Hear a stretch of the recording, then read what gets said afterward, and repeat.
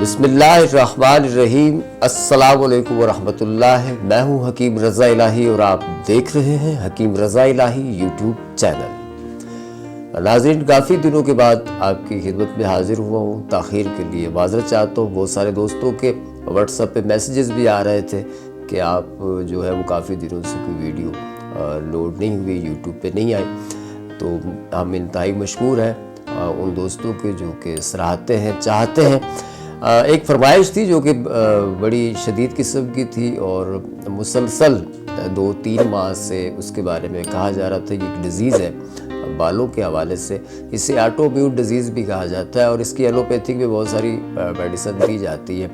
इसमें मरहम टाइप की, ऑयल टाइप की भी चीज़ें दी जाती हैं और फिर जब हल नहीं होता तो फिर कार्टिज़ोन दी जाती है। इसे कहते हैं एलोपेशिया। एलोपैथिक में से एलोपेशिया कहते हैं और तिब में इसे कहते हैं बाल चर।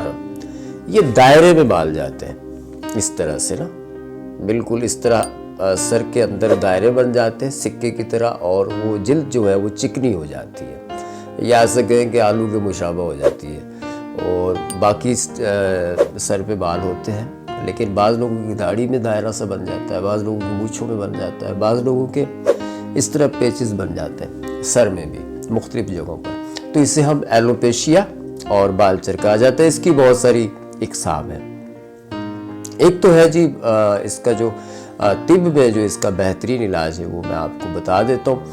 बाकी इसके हवाले से जो है वो जो लोग कार्टिज़ोन या इस तरह की चीज़ें इस्तेमाल कर चुके हैं लेकिन बाल नहीं आए, बाज़ लोगों को एलोपेशिया क्रॉनिक डिजीज़ में ये होता है कि ये भवें तक उड़ जाते हैं, जिस्म के ऊपर एक बाल भी नहीं रहता और बिल्कुल बाल साफ़ हो जाते हैं, बिल्कुल स्किन जो है वो चिकनी हो जाती है, बाल का नामो निशान नज़र नहीं आता।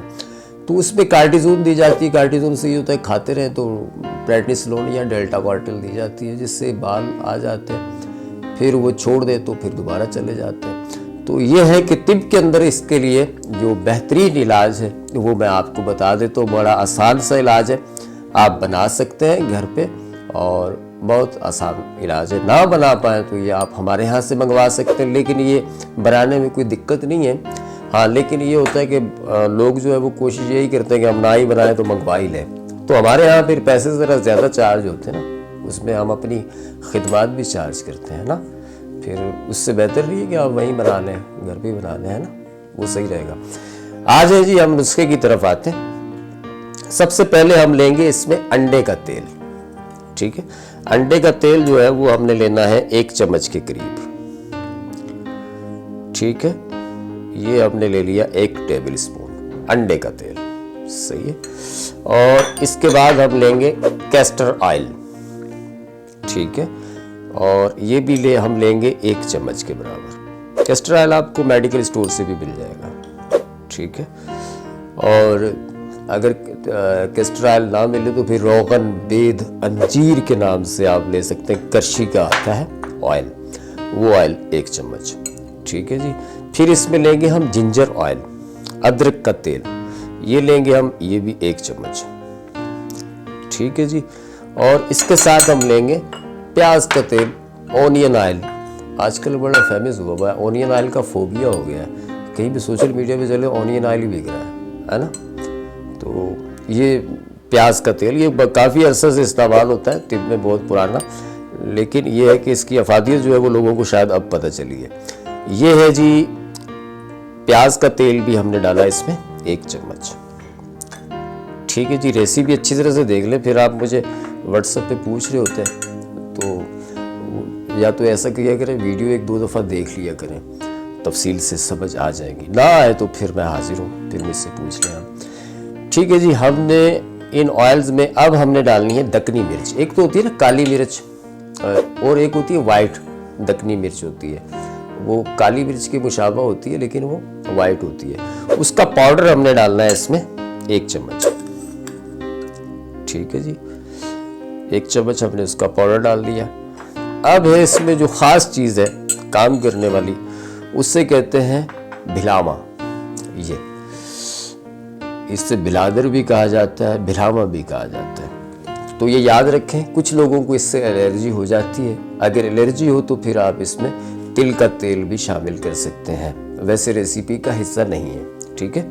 जिन लोगों को एलर्जी हो तो वो इसमें इस्तेमाल कर सकते हैं, यानी 1 टेबल स्पून अगर तिल का तेल डालेंगे तो एलर्जी नहीं होगी। इस शक्ल में ये होता है, ठीक है।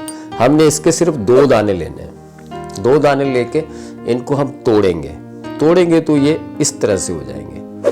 ये देख रहे हैं ना, ये तोड़ा हुआ है, ये बिल्कुल टूटा हुआ है ना। तो इनको हल्का सा तोड़ना है आपने, बस इसका जो वो ऑयल सा होता है वो नुमाया हो जाए। ये हमने 2 डालने हैं इसमें कुटे हुए, 2 मैंने कूट के रख लिए थे पहले तोड़े हुए।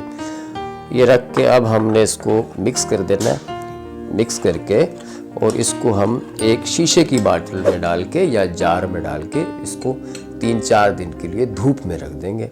धूप में रखने के बाद फिर हम इसको छान लेंगे। छान के और ये जो ऑयल है जहाँ जहाँ बाल गए हुए हैं वहाँ वहाँ आप इसको लगाना शुरू करें।